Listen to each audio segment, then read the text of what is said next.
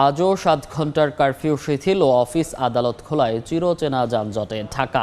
গতকালের চেয়ে আজ সড়কে গণপরিবহনের সংখ্যাটাও কিছুটা বেশি। রাজধানীর ফার্মগেট থেকে সে খবর জানাচ্ছেন সহকর্মী তোহা খান তামিম।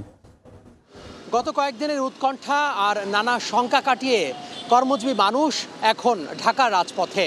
রাজধানী আবারও সেই তার স্বরূপে ফিরতে শুরু করেছে। রাজধানীর বিভিন্ন যে গুরুত্বপূর্ণ সড়ক রয়েছে, গুরুত্বপূর্ণ পয়েন্টগুলো রয়েছে, মোড়গুলো রয়েছে, সেখানে ঘন্টার পর ঘন্টা কিন্তু যে জ্যাম, সেই জ্যামে আটকে থাকছেন কর্মজীবী মানুষ। যদিও রাস্তাতে গণপরিবহন অনেক কম দেখা গেছে এবং যেই গণপরিবহনগুলো আসছে, অর্থাৎ যেই যাত্রীবাহী বাসগুলো আসছে, বিশেষ করে সেই বাসগুলোতে ওঠার জন্য হুড়ুহুড়ি পাড়াপাড়ি লেগে যাচ্ছে যারা যাত্রী রয়েছেন, বিভিন্ন গন্তব্যে যাবেন তাদের মধ্যে। এছাড়া ভেতরে বসার সিট পাওয়া যাচ্ছে না, পাশাপাশি দরজাতেও কিন্তু অনেক মানুষকে আমরা ঝুলে ঝুলে তাদের যে গন্তব্য, সেই গন্তব্যে যেতে দেখেছি। মানুষের যাতায়াত আছে কিন্তু বাস নাই। অনেকক্ষণ যাবতই দাঁড়িয়ে আছি, বাস পাওয়া যাচ্ছে কম আর কি, আসতেছে কম দিক থেকে। তাড়াহুড়া করে একটু ধাক্কাধাক্কি করেই উঠতে হয়, কিছু করার নেই।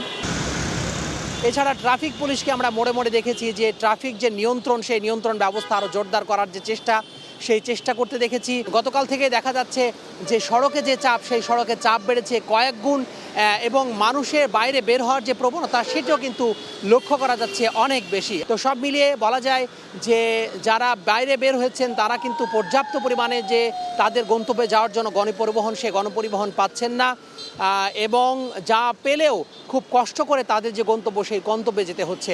রাজধানী ফার্মগেট এলাকা থেকে এই ছিল আমার হাতে সবশেষ। তোহা খান তামিম, সময় সংবাদ, ঢাকা।